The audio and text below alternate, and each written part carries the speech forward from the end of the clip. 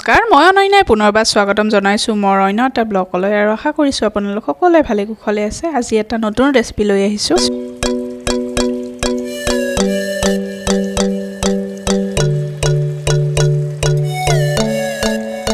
আজিৰ ৰেচিপিটো হৈছে মটনৰ ৰেচিপি আৰু মই এনেকৈ পিঁয়াজ 4টা কাটি লৈছোঁ, বিলাহী, আলু আৰু অকণমান কেপচিকাম লৈছোঁ আৰু ইয়াতে মই মেৰিনেট কৰি ল'ম মাংসখিনি হালধি আৰু নিমখেদি। তাৰপিছত মেৰিনেট হোৱাৰ পিছত মই এতিয়া কুকাৰত সিজিবলৈ দিম। অকণমান পানী দিছোঁ আৰু কুকাৰত সিজিবলৈ দিম।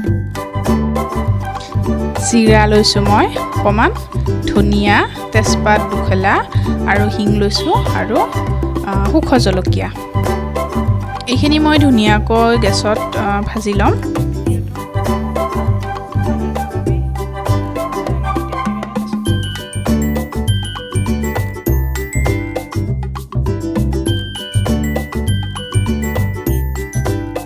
মোটামুটি ভজা হৈ গ'ল।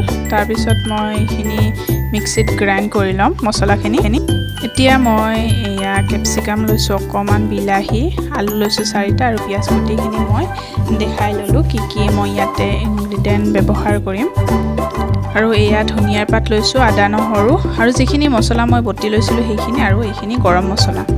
আৰু এতিয়া চাওক মাংসখিনি হৈ গ'ল আৰু ইয়াতে মই সেই যিখিনি মছলা বটিছিলোঁ সেই মছলাখিনি ধুনীয়াকৈ সানি ল'ম। অকণমান আদা নহৰু দিছোঁ, পিঁয়াজ দিছোঁ অকণমান আৰু এইখিনি ধুনীয়াকৈ এই মাংসখিনিৰ লগত মই ধুনীয়াকৈ সানি ল'ম। আৰু মই কেৰাহী এটাত তেল গৰম হ'বলৈ দি আলুৰ পিচকেইটা ভাজি ল'ম ধুনীয়াকৈ।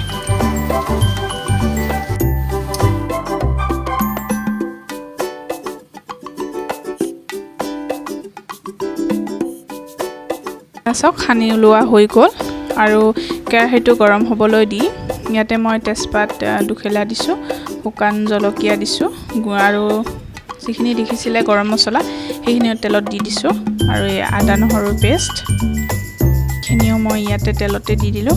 পিঁয়াজ দিলোঁ,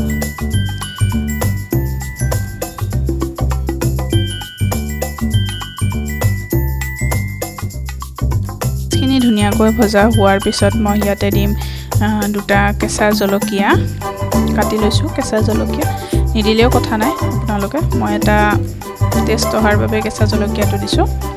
ইয়াতে মই দিম হালধি এচামুচ, সৰু চামুচেৰে তেলতে হালধি আৰু নিমখটো দি দিছোঁ মই ইয়াতে। আৰু এতিয়া বিলাহীখিনি দিলোঁ আৰু বিলাহীখিনিও ধুনীয়াকৈ মই লৰাই ভাজি থাকিম। জিৰাৰ গুড়া, ধনিয়াৰ গুড়া আৰু দিছোঁ ইয়াতে আৰু এইখিনিও ধুনীয়াকৈ লৰাই আছোঁ। মোটামুটি ভজা হৈ গ'ল। এতিয়া মই অকণমান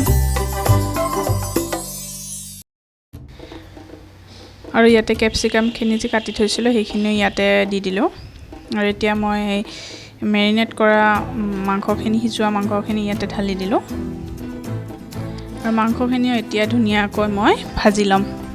তো চাই থাকক শেষলৈকে ভিডিঅ'টো। এনেকুৱাকৈ আপোনালোকেও বনাবলৈ ট্ৰাই কৰিব। তো মটনৰ ভিডিঅ' মই দিয়া হোৱা নাছিলে, আজি মই মটনৰ ভিডিঅ' লৈ আহিছোঁ। চ' আশা কৰিছোঁ চাই সকলোৱে ভাল পাবহি। এতিয়া আলুখিনি ভাজি থোৱা আলুকেইটাও দিলোঁ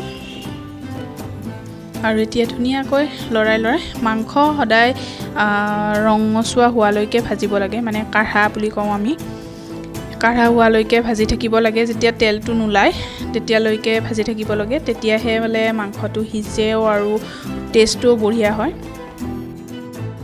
এয়া চাওক মাংসটো ভজা হৈ গৈছে। ইয়াতে পানী দিব পৰা হৈছে, তেলটো দেখাই পাইছে, ওলাই আহিছে তেলটো। এয়া চাওক মই জুম কৰি দিছোঁ, তেলটো ওলাই আহিছে আৰু এতিয়া মই গৰম পানী লৈছিলোঁ, গৰম পানীখিনি ঢালি দিলোঁ।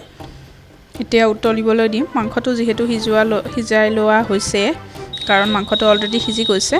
এতিয়া উতলিছে আৰু মই অকণমান ধনিয়াৰ পাত ছটিয়াই দিছোঁ গোন্ধটোৰ বাবে। জিভাৰ পানী পৰিছেনে পৰা নাই বাৰু। আজি মাংসৰ ৰেচিপিটো হৈ গ'ল। চ' ভিডিঅ'টো সকলোকে চোৱাৰ বাবে বহুত ধন্যবাদ। আৰু ভিডিঅ'টো চাই যদি ভাল পালে তেতিয়া এটা লাইক কৰি দিব, কমেণ্ট কৰিব, ছাবস্ক্ৰাইব কৰিব, শেষত বেল আইকনটো দবাই দিব। তেতিয়াহে মোৰ নতুন আপডেটবিলাক আপোনালোকে পোনপ্ৰথমে পাব। আৰু এনেকৈ মই পোলাওৰ মাংস খালোঁ। চ' আজিলৈকে বাই বাই। নেক্সট ভিডিঅ'ত আপোনালোকক সকলোকে লগ পাই আছোঁ মই অনন্য।